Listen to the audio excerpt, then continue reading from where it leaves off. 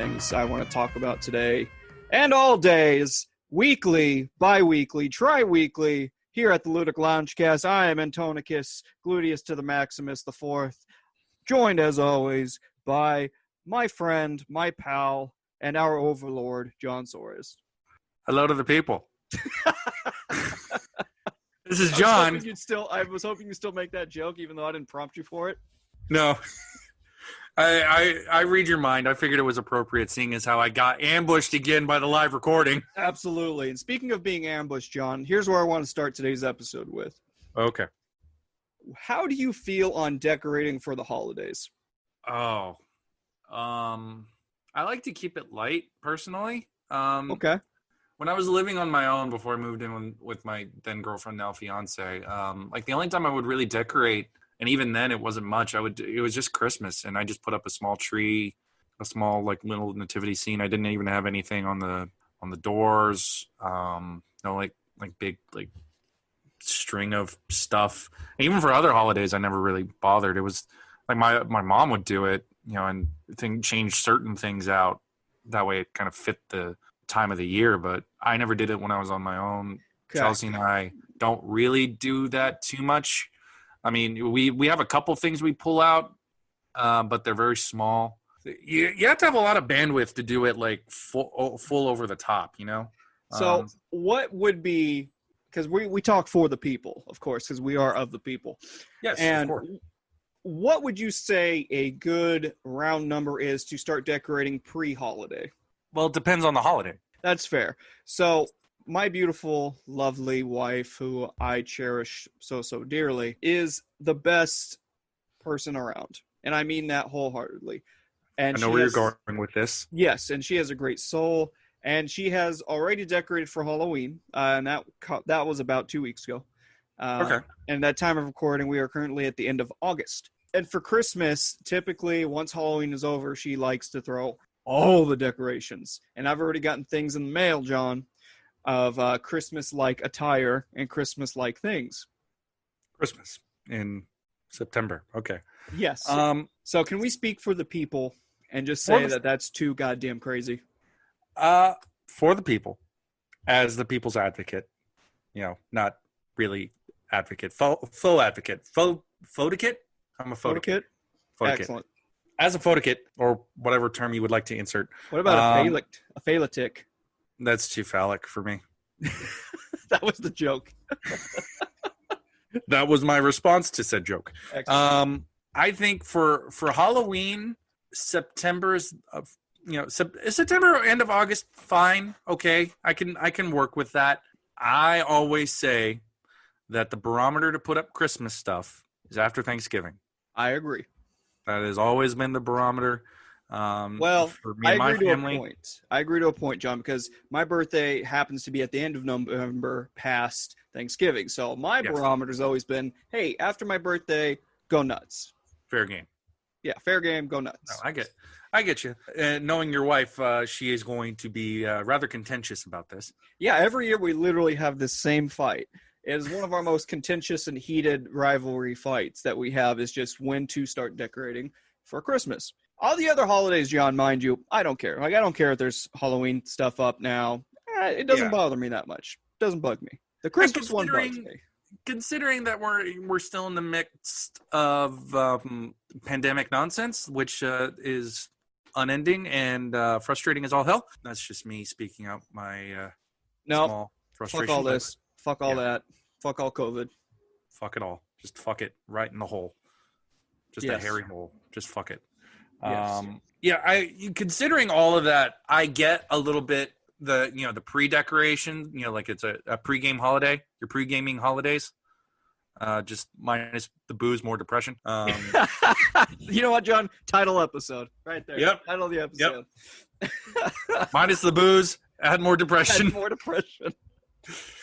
That's a life motto if I've ever heard one. God, Jesus, that's going on my gravestone.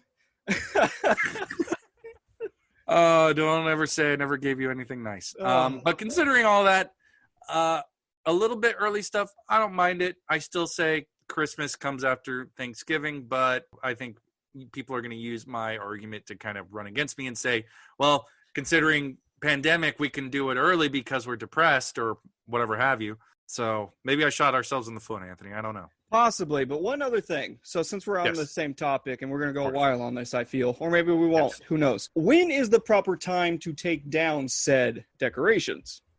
For Christmas. Let's just stick with Christmas. For those that believe in decorating for Christmas. Okay. For those that decorate for Christmas, I would say that you keep your Christmas decorations up until New Year's Day. So you go through New Year's Day, and then January 2nd, everything gets put away. Okay.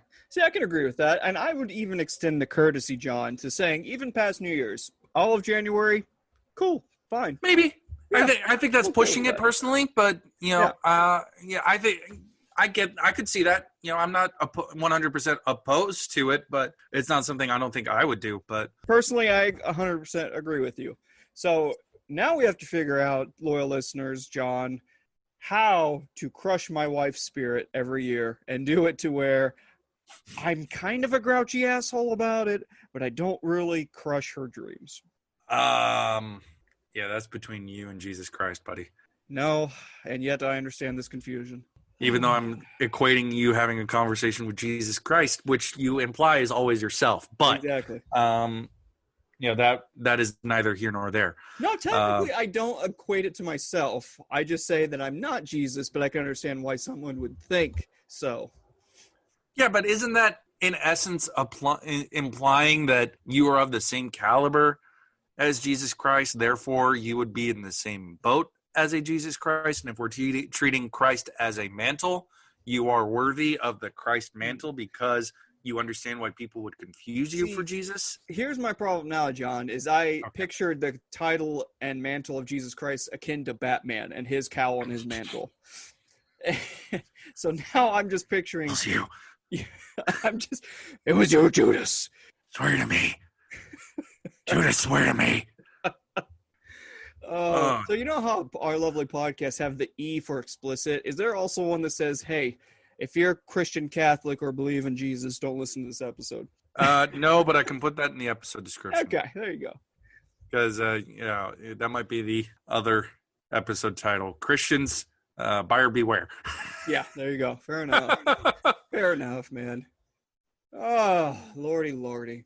Man, we're not even like 20 minutes into this podcast, and you went full hijack. Let's take the plane, go to the Bermuda Triangle, have a party. Yeah, John, these are questions that are plaguing the people. A, is Jesus like Batman? And B, when and how do we decorate? What and how long do we do it? Okay, let's. All right, since you brought, we're going to do this. We're going to do this since you said, Jesus is like Batman. How is Jesus like Batman? He has a mantle. You could make the argument he has a cowl. He had. How? He's always portrayed in like those robes, and that's kind of like a cowl, right? No, the cowl is the part of the mask that covers your entire head. Okay, so he wears a crown of thorns and has the robe. There you go. Okay, so there's your cape and cowl. There's your cape and cowl. He has disciples. They fight for good. Let's see. He has a main foe. He has many foes he fights. The Romans. Mm-hmm. Satan. Mm-hmm. And just like Batman, he died for our sins, allegedly. Okay. It's a stretch, but I can take it. I disagree on the whole fighting part because I believe Jesus was supposed to be nonviolent, preaching for pacifism and nonviolence, but okay. You made a convincing argument. But you picture Jesus breaking someone's arm and saying, "Pray to me." I mean, depends on the version of Jesus, I guess. I think if you're talking like racist Viking Jesus, probably. Well, look, one time I bought my dad for Christmas a statue of Jesus Christ riding a motorcycle, so there you go. There's his Batmobile. Okay. I mean, we're verging on Jesus Christ Superstar. Yeah, actually, I think it was actually from the dollar store or one of the dollar stores there in California somewhere, and it was flat out awesome. Was he driving down the highway in a stolen car? Yeah, probably. I mean, probably. I mean, you could take it. Yeah. Power of Christ compels you to give me your car. Yeah. Kind of like the old 80s cop films or 90s cop films where they're just like, I need this car, and like flash their badge like that's something fucking legal to do. Yeah, I don't even know if cops can do that. I don't think they technically can. I don't think they can. Like, I think that was just one of those, like, stereotypical things that they would show in cop shows and cop movies. Because it's like a plot contrivance that would allow you to keep the action going. Yeah, so you can have the sweet-ass, like, race scene where, like, a cop just so happens to, you know, take the dude out of his, you know, 72 Impala or something and go flaring down the highway. Plus, that leads to a very sexy car chase. Exactly, but not like Bullet. Never like Bullet. More like T.J. Hooker. Yeah. Where he does the emergency, the e-brake turn. You know, I never really watched a lot of T.J. Hooker, but were there a lot of, like, prostitute jokes made? There had to have been, right? Because Hooker, T.J. Hooker, well, call him like TJ prostitute if they were angry at him or just was trying to like mock him. Anthony, you don't understand. I, William Shanter, am more respectable than that. I, William Shatner, was a respectable policeman. I don't know where I'm going with this bit, but the Shatner is gonna shat. Shat's gonna shat, right? Shat's just gonna shat. And scat. Huh, Spock, will you scat with me, Spock? Now I want to see William Shatner in a ska band when you mentioned like all that. Jesus. I know what you're going for to get me to do Shatner in a ska band, but I can't. My skills are not that good. That's fair. I think you could still do it though. I believe in you, John. I'm sorry. I'm gonna have to pass. Passing on the play. Wait, are you doing a sad face at me? I'm doing the face from Angels in the Outfield, where he's just like, yes, I see the angels so you can perform and you can do magic. Oh, Jesus Christ. No, but I understand your confusion, first of all. Second of all, don't tell me you don't get that reference, because every kid of the 90s/early 2000s understands that reference. You've met the first one who kind of doesn't, because I didn't watch sports movies as a kid, because I wasn't a sports kid. But it starred Danny Glover. It was like that one kid who was in the film, like a kid in Camelot. Yeah, no, I know the movie. I've probably never seen it. I don't recall ever seeing it. Oh God! So now I got to spend the next 20 minutes explaining the plot. So essentially, at that time I think it was the California Angels, which are now the Los Angeles Angels of Anaheim, which is the stupidest name because they want to be the Dodgers so damn bad.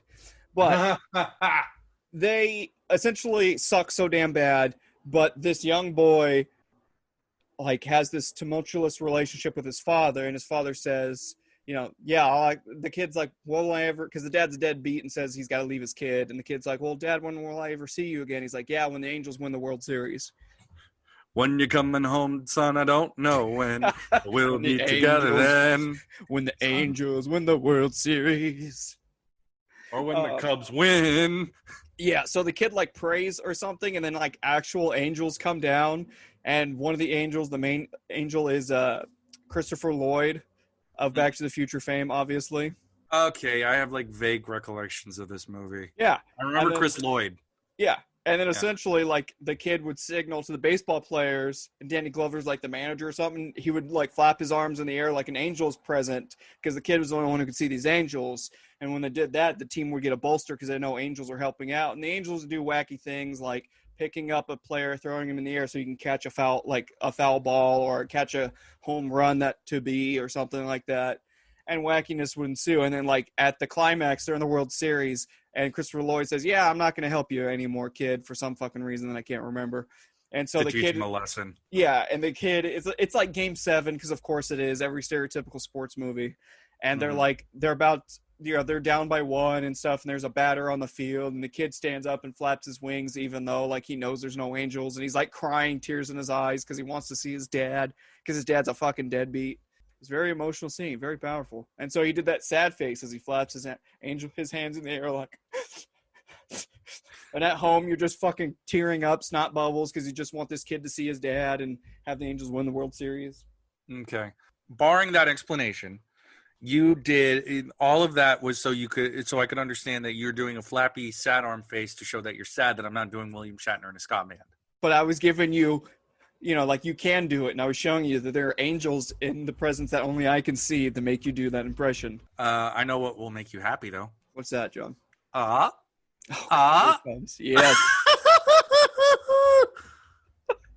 Riddle me this, Batman. What has no riddles at no point. This impression. Ah! That was a fucking great one. Oh, that's what happens when I improv. It just stupid shit just comes out. Good. Let the stupid shit flow through you. Come, young Skywalker. Let the stupid flow through you. That's a bad at Palpatine. Speaking of Star Wars, yes. John and I, loyal listeners, were talking off air about how shitty scalpers are. Oh, fucking scalpers. For those not in the know, and this is going to get a little niche, but Anthony and I like to collect, on occasion, action figures and various memorabilia. Everything. Yeah, absolutely. Yeah, various memorabilia. Now, the toy companies know this, not just of Anthony and I, because if they were just selling directly to Anthony and I, we wouldn't have this problem. But, they know the fans like their stuff, old and young. Everybody likes this stuff. But, so they offer exclusive stuff. And the problem is eBay. Yeah. Not necessarily the company, but the fact that these exclusive things or new, waves or whatever of merchandise get picked clean by grown-ass adults who use this as their business, and they just resell these effectively, $20 to possibly, $100 toys, depending on whatever you're getting, for exorbitant amounts. So say, we're talking like almost 100% extra profit. Like say, for example, considering, the unfortunate death of Chadwick Boseman, the Marvel Legends line. Yeah, forever. We could talk about that in our thoughts in a second, give him proper tribute, not in relation to stupid action figures, but due to his death, the Black Panther figure that Marvel Legends puts out through, the Hasbro toy line, the individual figure of his character, which retails for like, say, $20, $19.99 if you something look at around there. Something a parent would be like, yeah, I can get my kid this for Christmas or something. Yeah, it's only $20. Not a deal breaker. Except now it's the average price that I'm seeing is like $69. That's very niche. Oh, Jesus. I can't believe you figured out a way to do noise, but they're using niche. Yeah, it was clever, man. I'm telling you. I will give you, to quote Robin from last week, snaps for the ASMR people. Yeah, there you go. Excellent usage. Somebody needs a towel. So what you're saying, John, is it's essentially the plot of Jingle All the Way. Yeah. Jingle All the Way has now become a whole bunch of people's lives, and the casual collectors are the lesser for it because they have to pay exorbitant amounts just to get a little thing, and that's not considering certain specialty markets and the high end toy market, because the higher quality figures and statues, those already go up for at least 3 figures depending on which company. But if somebody tries to flip that on eBay, it goes for almost 3 times as much. Give me the Black Panther. I mean, what am I doing here? I came to get a toy for my child. Give me the toy. Give me the toy chopper. Where is Put it in it? the bag. Put it in the bag. Scan the code. Put it in the bag. Do it now. Now. Do it now. What are you doing? Have a very ice day. It was not nice to see you. You stole my toy from my child. I'm going to now have to put the Schwarzenegger outro to this episode just because we're doing it so much here. Thank you very much. I like being in things. Thank you for listening to the Ludic Loungecast. The Ludic Lounge. Loungecast. Your Arnold is like a fine wine, man. It has progressed ever so greatly through the years. I mean, to be honest, most of my impressions are just my impression of Ralph Garman's impressions. I mean, that's fair. With a mix of like whatever other people and the actor themselves.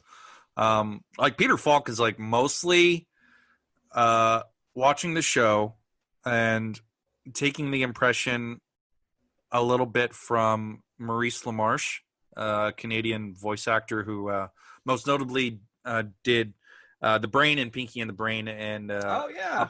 a whole plethora of characters in Futurama and various other animated cartoons. See, for some reason, I was thinking he was the man of 100 voice or like 1,000 voices, but that was the guy from the. You're thinking Mel Blanc. Yeah, exactly. For a quick history lesson, Mel Blanc worked for Warner Brothers way back when, I think like the 30s and 40s. He was the voice of all the Looney Tunes for probably close to 40 years.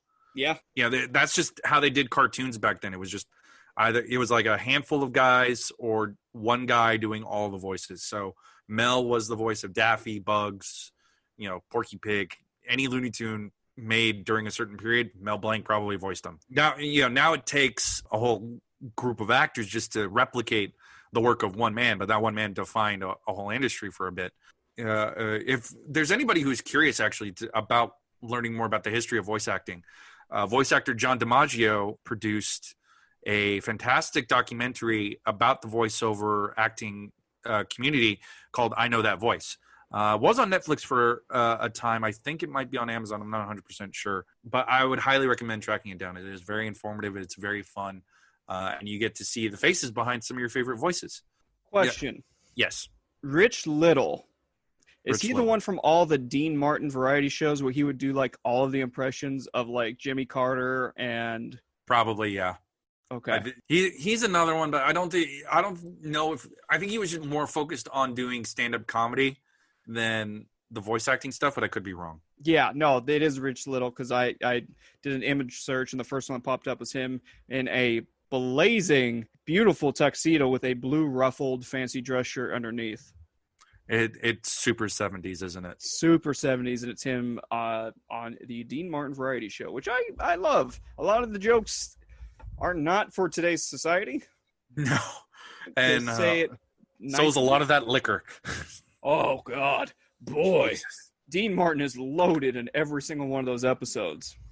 Though I know he's just putting on a character. My God, is he just blitzed and sauced? Well, he has to be the punch bag for all the jokes. That's why he's an alcoholic. So he would drink, and he was the punch bag for all of those. And you can tell which jokes were scripted for him and which ones were just natural happenstance because he was a very charismatic guy.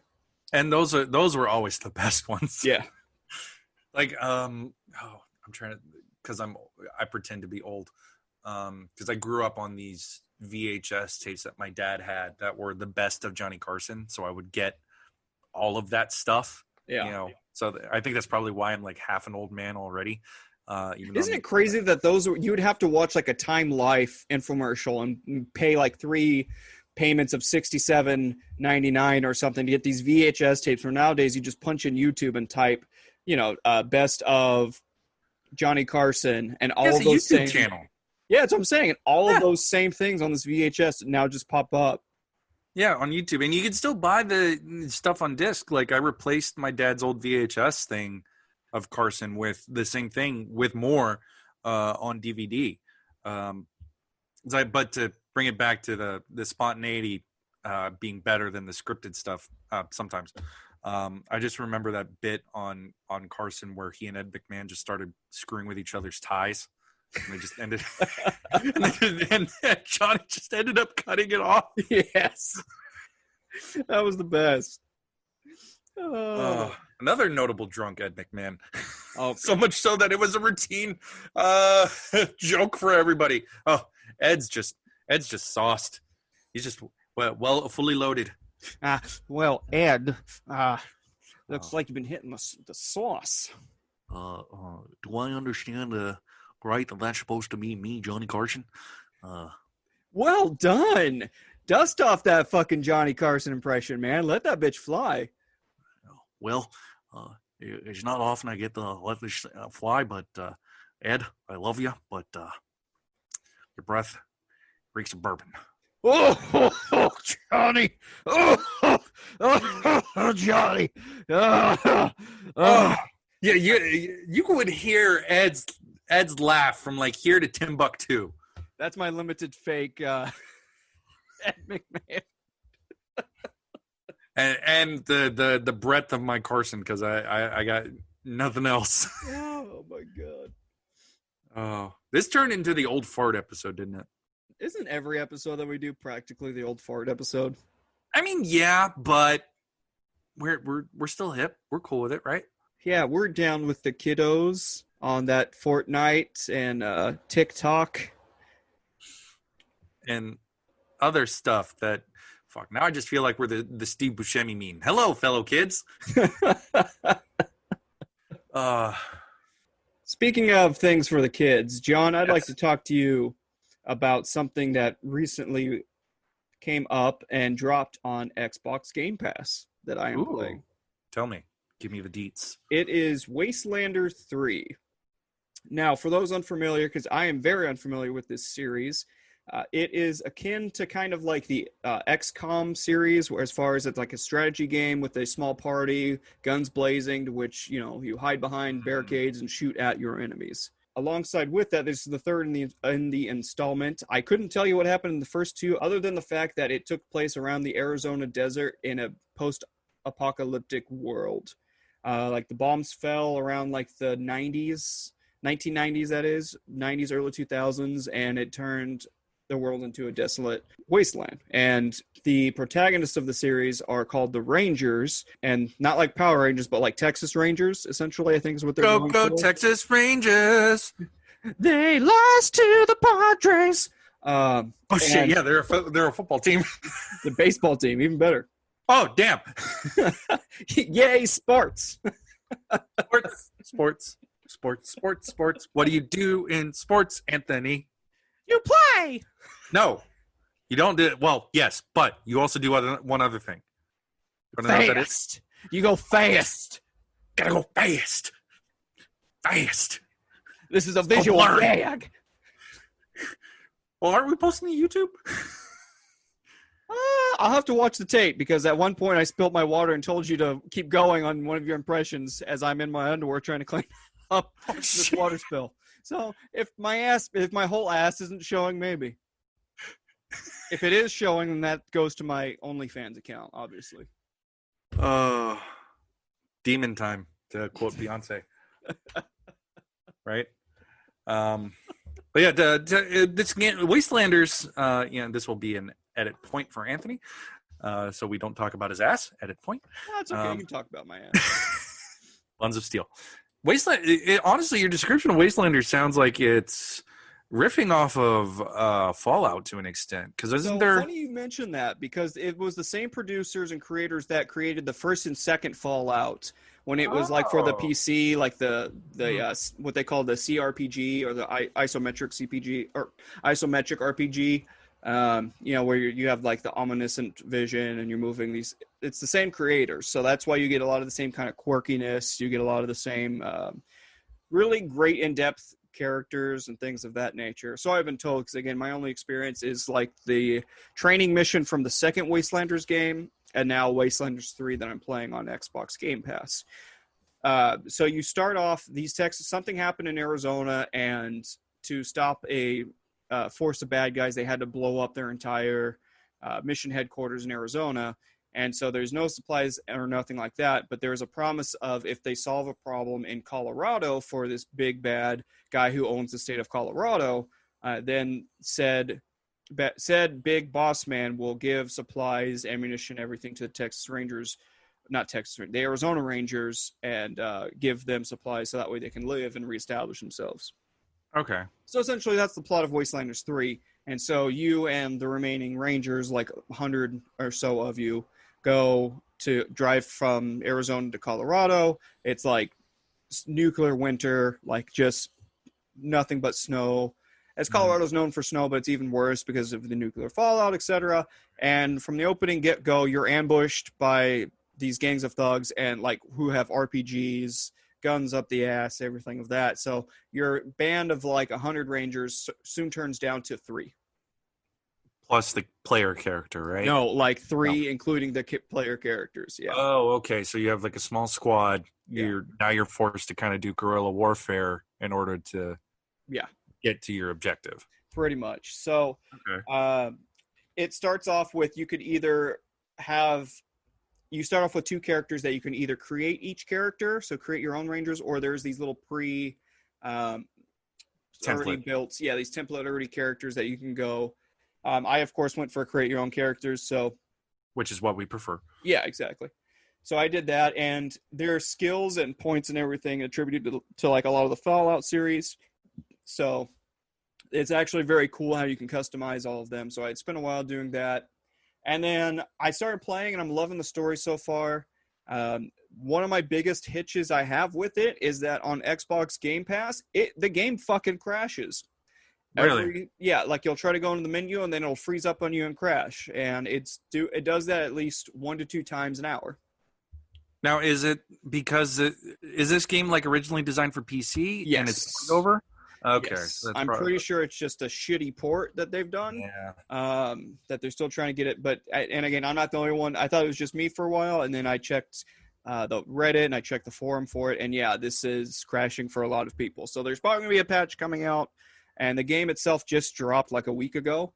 Okay, yeah. If that, I think it was just a few days ago even. But so there's probably going to be a patch coming out. But it's crashed so much that I haven't really progressed. But I really like a lot of the characters. And I really enjoy the story of it so far. Yeah. Now you're talking about the story and enjoying that. Yeah. How does it feel gameplay wise? Is it something that you feel comfortable doing? I mean, because from what my understanding of XCOM and your description of this, it sounds like it's very turn based. Yeah, exactly. So very similar to like a Banner Saga, I guess, if you wanted to put like some kind of reference to it. Ish, I would say honestly, John, I know you haven't really played the XCOM games, but it's a lot more like the XCOM games. It's Banner Saga to a point, but there's a lot more. It's a lot more cover-based guerrilla warfare than actual like strategic. Like there's still melee weapons and shit like that you can do, but it is most definitely more strategic. More so like, okay, I have to make sure I get cover here, or my guy's exposed, and then I'm fucked. And then based on your coverage and based on the weapons you're using, you have a certain amount of accuracy to hit your opponents. So you try to move your people around to the blind side of your enemies to get better shots at them, et cetera, et cetera. Okay. All right. Now, it's funny you mention patches, though, because like that's something that, it's a more, I feel like it's a little bit more frequent considering probably like the last 2 generations, counting the PS2 and PS4 era, Xbox One. I would definitely say like the 360. Not even the 360 as far as patches go. I would say it's at least not at first. Yeah, at least not at first. I think it really started towards the tail end of the 360 PS3 era, and then really started hitting home with this current generation of consoles, to which is unfortunate because it's now forcing.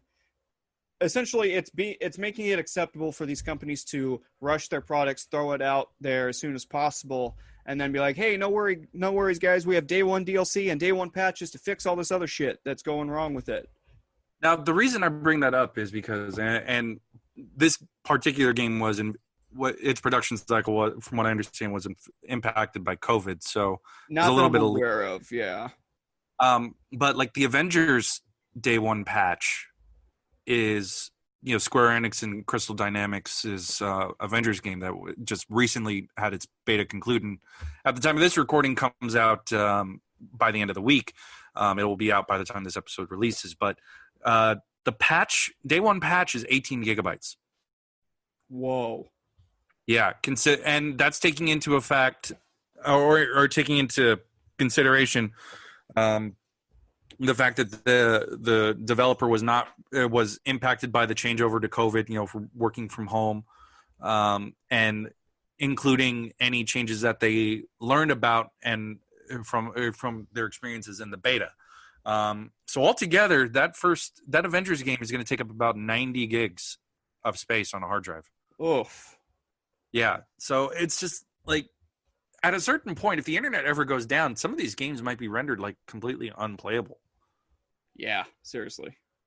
I had this issue not too long ago, actually, because I played a game called Samurai Jack Battle Through Time. Oh, you were telling me about this. Yes, I did. So Yeah, and before I talk about the game itself, unless you have anything else to add about Wastelanders, Anthony. Honestly, like I said, John, besides it crashing pretty fucking awful, to the point where it's frustrating. Like I had to actually restart the game a few different times because it would crash in the middle of a save, which would corrupt the file. That old song and dance. Yeah. And so outside of that, like I said, I don't really have much to report on that. And I'm between that game and a game I'll go over after your explanation of Samurai Jack. I have one other game that I'm kind of is like my middle game right now, because typically I play like games on the Xbox and I'll play games in my bedroom with the PlayStation. It just kind of depends on where I'm at for the day, doing my works and stuff. But now please go on about Samurai Jack. Samurai Jack, watcha! Back. Gotta get back to the best Samurai Jack. Watcha! Best opening to an anime, I think. One of the best, I should say. Top 5 for sure. Yeah, no. The only reason I mentioned the whole Samurai Jack in relation to the inability to play games if the internet goes down. I purchased Samurai Jack through my my own PlayStation account. Not my fiance's, but it was on her PlayStation, so it's not my main PS4. Yeah. Don't you love how it gets all funky like that? Yeah, and there was a point where the PlayStation Network went down for maintenance, and I got this notice: you're going to be booted off in about 5 minutes because this is not your main PS4. And then I tried to make it my main PS4, and it said connection error. No, so it's just like if it reminded me how kind of tentative or kind of fragile the digital game market's going to be. Yeah. If the internet goes down, because the moment you're going to lose like years of games and work just because no one will be able to get some kind of connection, which is kind of terrifying if you ask me. But that reminds me, before we get too much off this topic that relates, when the 360 was moving towards the new Xbox One, so when we were jumping to this current console from last console, that was one of the worries of people from Microsoft, the fans of Microsoft who had the 360 going to the One, because the One has to be connected to internet no matter what. And so one of the big bosses of Xbox was asked by a reporter saying, "Hey, aren't you afraid that it's going to turn off a lot of your fan base?" And his response was, "Well, those who don't want to upgrade to the One and have internet access have a whole lot of games from our previous Xbox that they can play offline." I'm like, that's a total fucking fuck you to your fan base, man. Yeah, I definitely see that point. It is essentially saying, you guys have plenty. See ya. We don't need to worry about it. And that's just the nature of the model now. It's at a certain point they just stop supporting the previous generation, which is just meant to, I guess, horse you onto the next one, which is what Apple has done for like the past almost 20 years. Pretty much. Yeah, fuck them all. Eat the rich is what we're saying. Yeah, pretty much. Just fuck them. Fuck them right into oblivion. Anyway, Samurai Jack. So Samurai Jack Battle Through Time is based off of the animated cartoon show from Cartoon Network and later Adult Swim, because the final season broadcasted on Adult Swim and got significantly more violent. Battle Through Time covers a period in between the final moments of the show where Anthony, I don't know how familiar you are with that final season of not very at all, John. Honestly, I missed it completely. Yeah, understandable, because Adult Swim tends to play late, and it's easy to miss that when you're asleep. Exactly. But for a little bit more background, Samurai Jack was created by creator Genndy Tartakovsky, who was responsible for the Powerpuff Girls. And he created a action fantasy show called Samurai Jack, which is about this unnamed samurai who is sent to the future by an evil entity named Aku, and Jack needs to get back to the past in order to save the future, because the future that he is sent to is ruled by Aku with an iron fist. and it's very sci-fi. It's filled with aliens and weird stuff and fun stuff. So it is Tartakovsky's way to honor the Kurosawa fan in him and the sci-fi fan in him, and kind of mix and mash it all together into one. It's essentially an anime Kurosawa film. Yeah, like if you wanted to put it in those terms, it would be like a anime sci-fi Kurosawa. Yeah. Because I could definitely see somebody like Toshiro Mifune, playing the part of Jack, if they had done something like that. But that's speculation and wishful thinking from a fan, I guess. But the show remained unfinished for the longest time because it got canceled by Cartoon Network until a couple years ago. They decided, let's bring it back and give it a proper ending. So the 5th season aired on Adult Swim and came to in some opinion, a very bittersweet end, because during the course of the 5th season, Jack finds love. And she comes back with him. Only spoiler alert for the 5th season of Samurai Jack. So sorry, Anthony. That's right. But it's a little bit of necessary context. The woman that Jack falls in love with, Ashi, is a daughter of Aku. Oh, interesting. Yes. So he, the entirety of the majority of the show, she and her sisters are chasing him. So, and then she and him come into more direct contact, and that becomes intimate from there. And he's able to essentially convert her from the path of evil to the path of good. And she helps him defeat Aku. The premise of the game is that in the journey from the future to the past, Aku gets one last swipe in at Jack and screws up the journey. So Jack is stuck in this time vortex where he's replaying key moments from the show. So that's the entirety of the game. Well, that's a creative way to market that. Yeah, it's a way to stay, in canon to the show, but then allow you to dive back into some of the earlier stuff. Didn't Jack, though, when he got sent to the future from his past, didn't he have like a wife and kid? No. Okay. Vaguely, I thought there was a wife and kid that he got taken away from or something to that regard. His parents were still alive, so when Jack gets sent, the premise is he's like trained by, every single significant nation in the world, every warrior nation. So the Spartans, I think like the Zulu tribe in Africa, Robin Hood trains him at one point, which, nothing really ever makes sense because like none of those people, I don't think majority of those people existed in the same time period. Yeah, exactly. But it's a fantasy show, so it takes liberties. But like he's trained from a child to a young adult. I would probably put him around like the Bruce Wayne age of year one, 24, 25. Yeah, that sounds about right. That's where I would put him. But he's just trained to destroy Aku with this magic sword. And Aku has taken over his country and he has to, take it back. But then, the whole premise of the show is that gets screwed up when he gets sent to the future and he has to get back. So the game itself is pretty fun. Honestly, it is. And I read this from a review, IGN review on the game.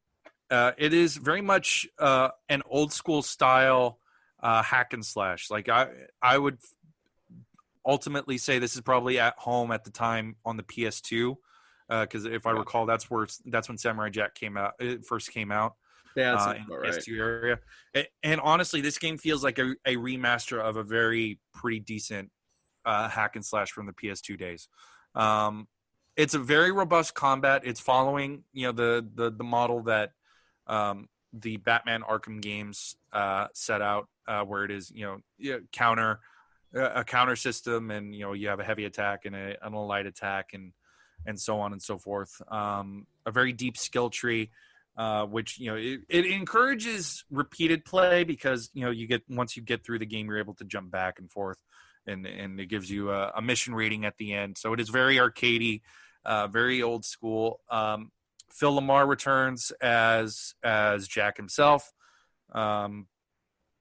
My boy Johnny DiMaggio is back as the Scotsman. Nice. Tara Strong is reprising her role as Ashi, Jack's lady love, and Warrior herself, who unfortunately is not in the game as much as I would probably like, because she only really seems to show up in between missions just to say, Jack, come find me. Yeah. Because they're both split in this time journey. But I had my frustrations with it because it was just like it felt a little too simplistic at times and a little bit just overly difficult. Like I had to tune down the difficulty at one point because I was just like getting my ass handed to me repeatedly. Yeah. And it was something in common with the other game that I recently finished, but I can get into that once Anthony has talked a little bit more about what he's getting into. But yeah, if you're a fan of Samurai Jack, the show, I would say this is a high recommend. I wish I had rewatched the show fully. My memory is very fuzzy on a lot of the events, so some things kind of just came back as just through like vague remembrances. But it's been so long since I've seen the show full, from start to finish, right. That a lot of what was being referenced in some ways flew over my head, but ultimately I did enjoy the game. I feel like it's something that fans will really enjoy, but you would definitely need the extra background to enjoy it to its fullest. It sounds a little bit repetitive. How does it kind of switch up from being? Yeah, okay, that's I mean, it's it's just like it's a hack and slash. It's all you can only do so much with that. It's challenging, but at the same time, it's just there are times where you start thinking, oh, I gotta plow through this, and that's honestly, I think towards the last run toward the final fight with Aku was a little bit of this is a little bit of a slog now, which and the other game I'm going to talk about is a hack and slash as well, but for differing reasons, it was a little bit more robust than Battle Through Time was. Well, that's kind of interesting, John, because you're playing 2 hack and slashes, and I myself are playing 2 tactical RPGs. It looks interesting. So the second game that I'm playing for my PS4 is called Fell F-E-L-L. Fell Seals Arbiter's Mask. I think I saw you playing this. Yeah. So essentially it is a spiritual successor to the old Final Fantasy tactics games of around like the PSP and PS2 era. So the premise is essentially you play as an arbiter, and the arbiters in this world hold up the how do I put this? You hold up the laws and bylaws that the quote-unquote immortals set out into the world. And the immortals are the rulers of the nation of humans, essentially, who defeated an ancient evil back in the day, and because of so, the gods granted them immortality. Okay. Or chosen immortality, something of the like. Now, what I really enjoy about this game is you play as a main protagonist. Her name is Kairi. So, you have a strong female protagonist, which is always great. Yeah. There's no shitty voice acting because none of it is actually voice acted. It's all, reading, scrolling text, stuff like that, which sometimes is a nice refresher because everything nowadays, especially for like RPGs, is all voice acted, and sometimes it can be just shitty voice acting, and that ruins it for you. Yeah, I could see that. Especially for a game like this where it's not a huge like AAA game, and so for a lot of these minor games, they get who's available to do voice acting, and sometimes not on par, or the performance is just not something I like in this. So I like that they kind of went with the old school, which makes it feel like a spiritual successor to the old Final Fantasy Tactics games, because those, again, didn't have voice acting to my remembrance. Now, what I appreciate about this game is you have the ability, you're not just controlling one character, you have the ability to recruit and build up characters, which I always love. I love it when you're able to build up characters and control every aspect of their skill tree, of their appearance, and how they evolve, quote unquote, into whatever fighter you want to put them as. The classes are in depth as far as you have like your standard, like they're called mercenary types, which is like your D&D fighter types. And from there, it's just a plethora of other classes. You have a wizard class, a healer class, you have a Templar class, you have a gunner class, you have, again, archer class, but you only unlock these classes after you unlock certain ranks within like a mercenary class. After 3 ranks of mercenary, you unlock Templar. But in order to unlock that, not only do you have to have 3 levels of mercenary, you also have to have 3 levels of wizard craft or wizard whatever have you, because that's what Templar are. They are melee, but they do some magical damage. Right. So it makes you have to really strategize on how you're going to buff up each character and where you're going to put points into and how you're going to advance them. Now, again, total, I would say there's like 20 different classes, if not more, within this game. And you're not stuck on just, you're a mercenary class. Okay, you can only, use the sword and shield. That's all you got.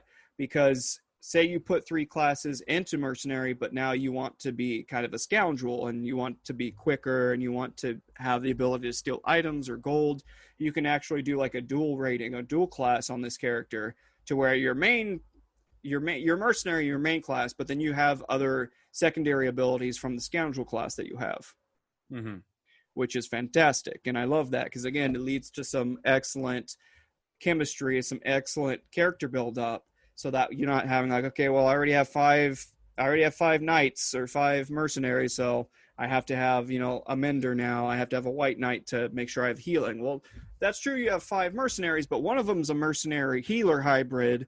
One of them's a mercenary like black mage wizard. So you can have all of these same like defensive buffed up knights or mercenaries and have all these secondary abilities to where it's like a total wild card in battle. Right. Now, so I really enjoy that so far as the character development. How's gameplay? Gameplay is interesting. So again, it's turn-based and it's strategy. So you have, each character only has a certain amount of tiles they can walk onto based upon their speed and based upon, whatever skills and stats that they have at the time. And of course, like if you're a knight and you're equipped with just a sword, you can only hit somebody that's directly in front of you or directly on the side of you. And you have to worry about flanking and getting flanked. So again, it's kind of like I was talking about with Wastelander 3. You have to make sure you position your people to the point where, okay, let me fight this knight. But then when I end my turn, I have to go face to face with them, because if I face behind him, he's going to do back damage to me. And that does like double or triple the amount of hit points. Okay. So you have to kind of strategize where to put each player or where to put each character. I'm not going to lie, I'm playing on like beginner class because I'm not the best when it comes to strategy. And if not, then I would just lose my characters left and right. There is permadeath if you go on the hardest difficulty, if you so choose. But if not, if you're playing on like normal class or easy class like I am, then essentially every time a character falls in battle, they acquire an injury, and the injury takes a whole nother battle cycle to heal from. So you need to make sure that you have a good stable of characters in your party. So in other words, this is Banner Saga all over again. Yeah, essentially it's like Banner Saga all over again. Exactly. From that regard of it. And you have a better strategy than me where it is just win. Yeah, it's my strategy is not just win. Yes, my strategy is, oh shit, I got to make sure I get these guys up front, these guys in back, these guys are squishy, all that fun shit. Now, you mentioned character creators and how in-depth this one feels. Do you have a particularly favorite character creator across any game that comes to mind? God damn, that is a great-ass question. When you think character creator, what does it make you think? What game comes to your mind? Bethesda games, honestly. Mm-hmm. I would say between like Oblivion, Skyrim, the Fallout series, that's kind of what I think of. I'd like to throw Mass Effect in there, but again, it's only character to a point. You know what I mean? Like, you can't really go in depth like you can in some of the Bethesda games. Yeah. I would throw Andromeda up there, though, Mass Effect Andromeda, because you got to get really creative with some of them. But Yeah. my only problem with some of those games is if you're doing multiple playthroughs, a lot of the times your second playthrough will look exactly like your fifth playthrough because they all have the same base face to a degree, as far as like the Mass Effect games. Mm-hmm. Whereas like Oblivion, Skyrim, whatever have you, you're not just stuck to one human race. You have multiple human races. You have multiple non-human races. So there's a lot of fun within that. And even in the human races, there are ways you can customize it to where you'll never really feel like it's just a carbon cut and copy of the same base character. Kind of like what the thing I run into when I'm playing sports games like MLB The Show or Madden. When there's new draft classes coming into each year, it's like, oh yeah, you just look like a twin brother of this same pitcher I have. But instead of being white, you're black. But the face is the same. Everything's the same. This guy has a mustache. This guy doesn't have a mustache. Okay. And it also, like, for me, I think Dragon Age might have it. Oh, that's a good one. That's definitely a good one. Mostly because, depending on what race you pick, it does impact how people interact with you. That is true. I would give it more so to Inquisition. Yeah. Rather than, well, Dragon Age 2, you're a human no matter what. Yeah. But even in Dragon Age Origins did something well to where, like I said, you have different backstories. But they played a lot of credence to certain specific backstories if you pay attention to it, if you're doing multiple playthroughs. Yeah, and even like Dragon Age Inquisition had more favor, I think, towards the elf side and the human side than I'd say like the Kunari. Right, and even the dwarf, honestly. And even the dwarf. Yeah. Because like I know that with like the human character, you play a member of the House of Trevelyan or something like that, and there's a whole backstory that you can either look into and follow or kind of tweak as you go on. But they would, like, the Elder Scrolls gives you like the flexibility to make them look like whatever you want, but and you get some interaction based off of who you are, but I don't think it's to the extent of Dragon Age. At least in my recollection. It's been a while since I played either Inquisition or either of the more recent Elder Scrolls. Oh, that's fair, dude, because when Skyrim was out, you went ham on that game, man. Like, you sunk 100+ hours into that game, so I don't blame you. Honestly, I did more in Oblivion than I did Skyrim. No, that's also fair. I put a lot of time into Oblivion. Oblivion was like 114 hours for me. Yeah, I would say close to that. Yeah, that was just one playthrough. With the other one, it might be more, to be quite honest. Like Skyrim, I tried picking it up not too long ago, and I just can't anymore. It has its moments where you want to jump back into it.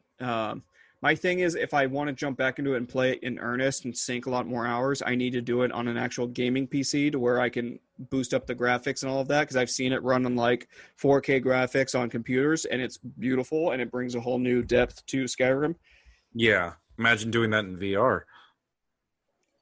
I don't know how that. I'd get sick, man. Like I don't think I could. I mean, I'm not one to get motion sickness, but I feel like with as much combat as you're doing in that game, which is why I didn't get it for the Switch, because I didn't know how that was going to work with the dual. Yeah. I mean, there's the controllers, obviously, and stuff, which I would probably play as. But even then, there's still a matter of motion control. Yeah, exactly. It was like when it reminds me of when Madden 2010 came out for the Nintendo Wii, which was the stupidest thing that they could have ever done for it.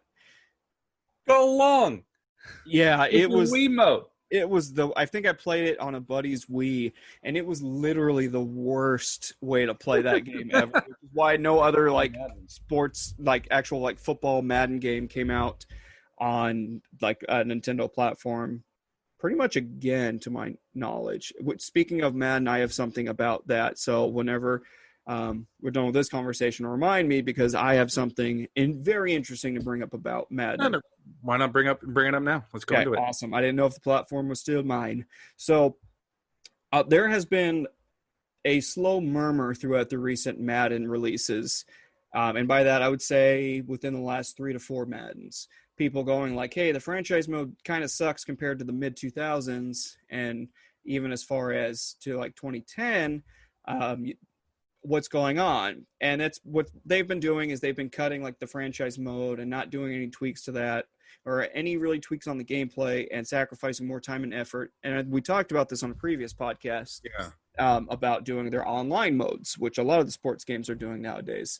Well, it's at the point now where the newest Madden 21 was recently released, and it's gotten like a user rating of like 3, not even a 3. Like out of 10, it's gotten like a 2 from a lot of review sites, and a lot of like, because you know how you have the professional review sites, and then you have the player reviews. Fan reviews. Fan reviews, kind of like they do with movies. Yeah. And like, it's like ungodly. It's like an agreement of like 2 or 3 out of like 10. So the fans are just eviscerating it. And I yeah, imagine because it's literally another just carbon copy of last year and the year before and the year before. And the only added feature they did is now there's like I don't even know what to call it. It's like a schoolyard mode where it's like they're online, what they're doing with their online platform now, but it's more of like 7-on-7. It's not full football team squads, and you can fully customize your schoolyard team. Bullshit. Kind of to the point where it's like what they're doing with the baseball. You draw certain cards, and those cards, okay, I just drew Tom Brady. He's my quarterback out of this pack. I drew this person. He's my wide receiver. And then the more you play in game, you get in-game currency. The more you're able to spend on packs, which means you're, able to boost up your team, et cetera, et cetera. But you're able to actually customize, so you're not always playing as the Tampa Bay Buccaneers or the San Francisco 49ers. It's your own whomever team, which is all good and fine. But what people have been asking for, the fans have been asking for, it's, hey, can you just do something with fucking franchise mode to where we can have some of the in-depth customizations we had for this franchise in the past, and spend a little bit more time utilizing that, like the offline stuff, instead of pushing every penny into your online mode? Because I shit you not, John, like on the Reddit page for Madden that I follow, somebody did like a time-lapse shot-by-shot of like, okay, this was Madden 2016, this is Madden 2017, this is Madden 2018, and it showed like when you win the Super Bowl, and it's like the same everything, the same confetti drops, the same character movements, the same character celebrations. It's literally just cut and copy everything with just a roster update. Right. Okay, so essentially it is just the cheapest way to make the game, it sounds like. Yeah, exactly. And what was funny was because a lot of fans did a petition saying, we want more franchise, and EA came out and saying, so we've heard your concerns, but don't worry, starting maybe possibly we'll look into doing it next Madden and not this Madden. And everyone's like, because they didn't say like, yeah, we're going to make it better for the next go round. They essentially said like, we'll possibly look into it. We'll maybe consider thinking about adding it, or thinking about having a conversation adding it. Maybe, probably, we don't know. Yeah. IDK. Exactly. WTF. And I would give them leniency, and I would give them a longer of a rope, if you will, if it wasn't to the point where it's literally a cut and copy of the entire like last 5 years of Madden. So you can't use COVID as an excuse for why this got delayed or not delayed, or why it got pushed out, or why something that isn't added. You can't add in something that was never part of the design to begin with. Yeah, and again, I'd give them more rope and more leniency if they said like, hey, COVID just screwed up everything, if the past 5 years weren't exactly the same product, right? Yeah. And so now people are finally like, no, they're fed up with it, and it's going to force EA to actually have to do something. Possibly. I mean, they don't have to do jack shit, but if it's enough. And we've been shouting for a Mass Effect remaster for years now, and they haven't done shit with it. But the thing that's different this go around, John, is a lot of like the big name like football players and everyone's are showing their discomfort and their hatred of what Madden's been doing.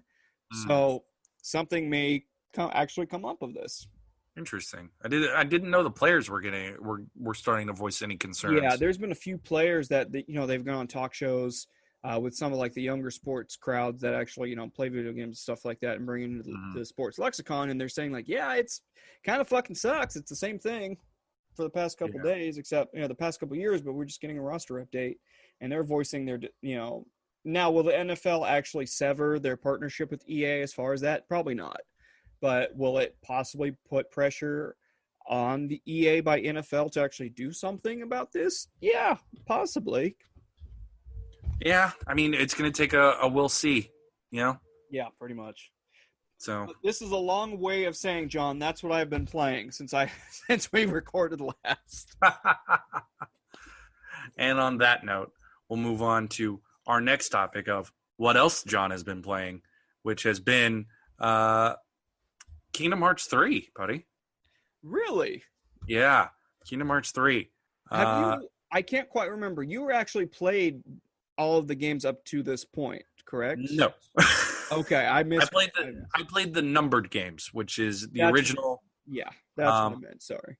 Yeah, I played the original. I played 2, both on PlayStation. I've never beat the original on PlayStation 2. It was just too damn hard. The camera really is a pain in the ass. And I guess I just didn't do enough grinding to beat like one of the next to final bosses. Yeah.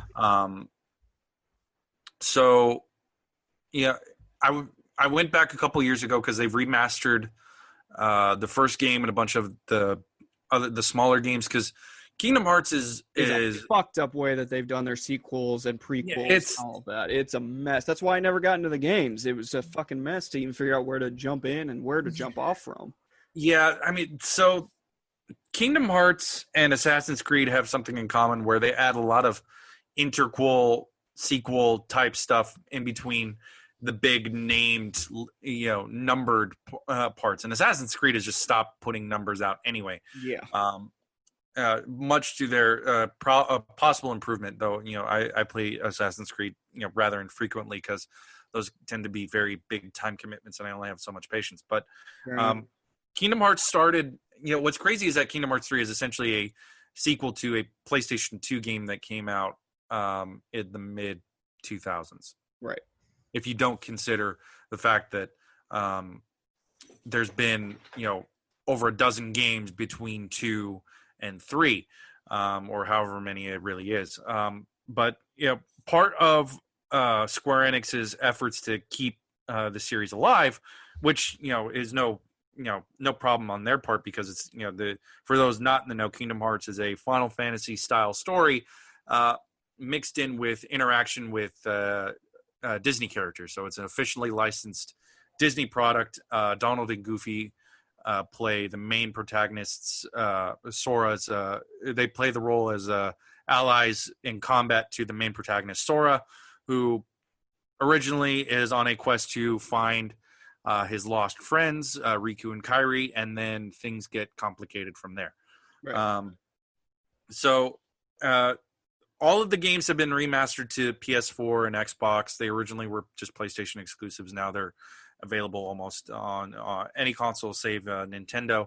But I replayed them on PS4. I finally beat Kingdom Hearts 1 through the PS4 model. And then like the rest of the games, like you get the choice of, some of them were part of handheld, Nintendo DS stuff. So there's no real gameplay to try and revamp and remaster towards a new console. So like, for example, one of them is literally just turned into a 3-hour movie with, text sequences in between to describe, missions that set up, the next cutscene. So it's those YouTube edits of video games into kind of movies, but in limited circumstances, because some of the games it's just impossible. They would have to spend too much time. So I went through the remaster of 1, which is like 1.5, and then they did a 2.8, which is Kingdom Hearts 2 remastered plus extra content, and then a prequel game which is called Birth by Sleep, which leads up to Kingdom Hearts 3. And I won't get into the history and the story of Kingdom Hearts because that requires its own episode. Yeah, seriously. And it's like you need a bulletin board and a bunch of like red yarn. Which, and to Kingdom Hearts 3's credit, they do give you the option to reacquaint yourself with the events of the previous games. Oh, well, that's good at least. Yeah, so you can get some so you can technically kind of come into Kingdom Hearts 3 having no knowledge whatsoever of the saga as it stands to this point, because you can get a giant like 5-part info dump where they explain everything that's happened and who's who and what's going on. It's still a little confusing because you have to get the metaphor of the story, because it's all about hearts, which I think are it's a name replacement for the soul of a human being. When you think about it, the story's freaking dark because you're trying to stop the entire cosmos from descending into oblivion when you're a child soldier. Yeah, exactly. When you look at it that way, it's just like, oh shit, Kingdom Hearts is dark. Yeah, it's a fucked up premise, and like they're like, oh, it's super dark, so let's throw Disney characters in there. yeah, no, it is straight up like the most like depressing Final Fantasy story you could probably come up with, wrapped in Disney licensing. So gameplay wise, it still follows the series, which is the series form, which is hack slash. But honestly, Donald finally not be a fucker when he's healing. No, he's still a fucker. Oh, God, of course he is. It's par for the course. There's a scene in the game where Donald lets out this giant blast of magic, and you kind of just sit back and think, where the fuck were you saving this when I needed it, asshole? Yeah, I think someone was covering this when like Kingdom Hearts 3 dropped, and I'm not familiar with this franchise nor like Final Fantasy to a degree, but they're saying that Donald can cast one of the most powerful Final Fantasy summons and spells in the game, like in the whole mythos of Final Fantasy.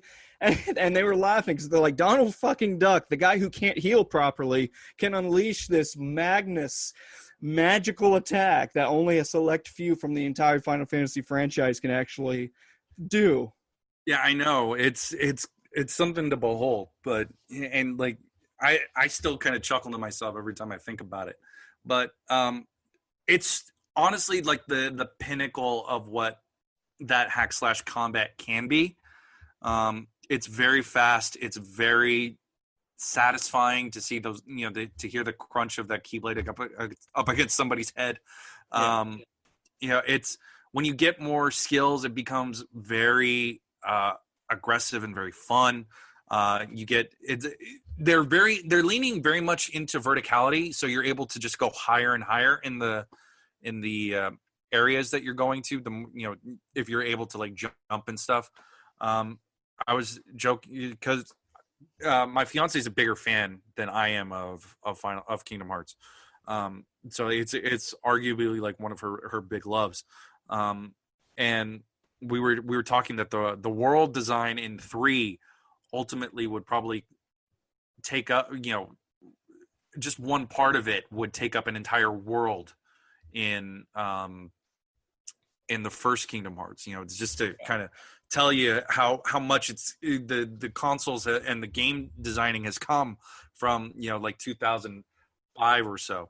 Yeah, I mean, it makes sense because a lot of money is getting dropped into this because it is a popular franchise with people. A lot of people enjoy this, even though it's got messed up number sequences and sequels and prequels. A lot of people are in love with this game. Yeah, and like the thing I have with it, as fun as it is, the story is definitely predicated on you having some kind of knowledge of what came before and understanding the stakes, as it were. And it's touted as an end. It's an end to an era of the story, but it is definitely setting up for more. The ending feels a little bit, it is clearly setting up for that. And the DLC that is out, called Remind, is definitely, we're not, well, Chelsea and I are playing through it together. Now that because I've beaten the game. I feel satisfied right now, but I need to see where I stand post this DLC, because I just don't know where the story is going to go. I mean, Tetsuya Nomura created and directs the series. He's also the director on Final Fantasy VII Remake. That makes sense. Yeah, and You know, when you think about it in the long run, Kingdom Hearts is a influential series based on the fact that it pivoted Final Fantasy from turn-based to hack slash brawler. You know, so it's it's important in that sense because that's a monumental change in Final Fantasy, but you get it through this Disney licensing. But I think the problem I have with the game is not in the gameplay, because the gameplay is fun.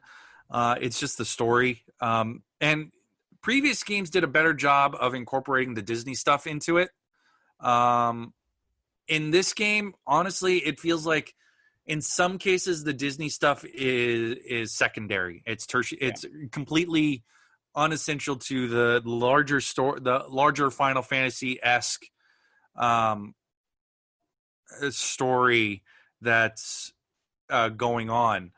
And there's a couple instances where that's not the case. Like there's a Big Hero 6 world that actually feels like what you're doing with Sora and his companions is actually beneficial, or actually has a story meaning in this world, as opposed to just showing up, running through the plot. Like there's a Frozen world where you're essentially kind of playing along to the plot of that first movie, but ultimately Sora and the other two, Sora, Donald, and Goofy, don't really add much to what's going on. Please tell me that when you're in the Big Hero 6 world, you save his brother. Please tell me. It's what's different about the Big Hero 6 world, San Francisco, is the world. It's based on the city that the movie takes place in primarily. It's set after the events of that first movie. Oh, okay. That makes sense. So it's a new story featuring those characters, and then Sora gets added into it. That makes sense. And it has his own experience there, which is unique to Kingdom Hearts. But like that's honestly the one concern I can voice. But it's I think you can go into it cold, but you would need to do the research. But you can also play the games in chronological order now, because they have remastered almost everything, if not everything. So it's you can play it from start to finish and still get it. It's just a matter of, do you feel that's worthy of your time? Yeah. If not, you can just get the info dump from 3. And even but you're gonna have to do some like clarification stuff, because some of it just gets wonky, because like you can only process so much weird. Yeah, no, that's totally fair. Honestly, it's not something I would probably jump into. The worlds, I think I tried playing the first one on a PS2. Someone let me borrow at some point, but I just, outside of that, I'm like, I don't feel the need. I'd rather just jump into Final Fantasy 7. Yeah, and that's like, I think the one thing I can say is the most enjoyable thing about Kingdom Hearts is that it really sets you up to get introduced to the Final Fantasy world. Yeah. Even though I had already been introduced to Final Fantasy prior to Kingdom Hearts, it presents some of the characters in a way that you can be like, oh, what's their story about, and you can dive into Final Fantasy a little bit more. Also, like I said, it redefines Final Fantasy. It gets a whole new breadth of fresh air in how those games are developed and how they play. You arguably don't get Final Fantasy VII Remake without Kingdom Hearts. You know? No, that is 100% correct. 100% correct. So you have to give it its credence based off of that, pretty much. So I'm, based on where I am now, just completing the main story, not going into the DLC, which adds to it. And there's a new Kingdom Hearts game coming out in November, but it's a rhythm game, so it's like a music. It's a weird choice. Kingdom Hearts, for whatever reason, some of these side games turn out to be weird choices. Like the first one, Chain of Memories, is like this turn-based card game. Is it a mobile game too, something like that? Like there was a mobile game that does tie that there is it does tie into Kingdom Hearts 3 in a way, in a pretty clever way actually. There's a sequence where you call upon the Keyblades of old to assist you in a fight, and they list a whole bunch of the player IDs as like an action command to use their Keyblades. So you're essentially kind of it's implying that the players are part of the lore. That's pretty sweet. Which is pretty sweet. I do agree. But yeah, I would say like my recommendation for Kingdom Hearts 3 is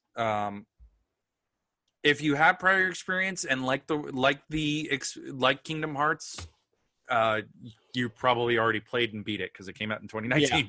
Yeah, it's probably already been done. For newcomers, I would say it's unless you are some kind of masochist and just want to jump in and get the giant info dump, go for it. Otherwise, I would say probably start from the start and see if that's what you're interested in.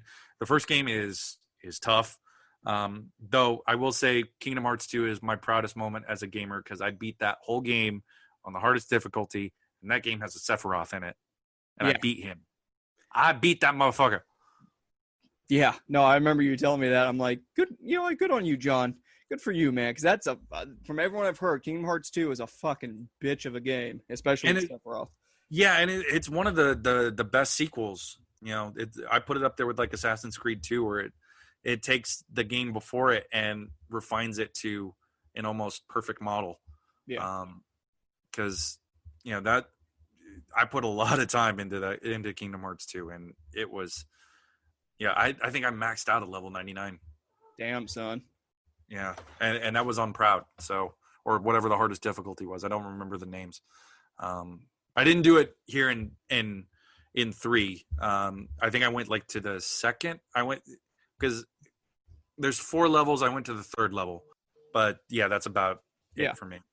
So outside of that, John, I think I've maxed out of our time here today. As have I, unfortunately. So thank you, loyal listeners, for joining us on this Ludic Loungecast. I have been John Soares. He has been Antonicus Gluteus Maximus IV. And as always, ladies and gentlemen, and anyone in between, thank you for lounging with us. Good night. Bye!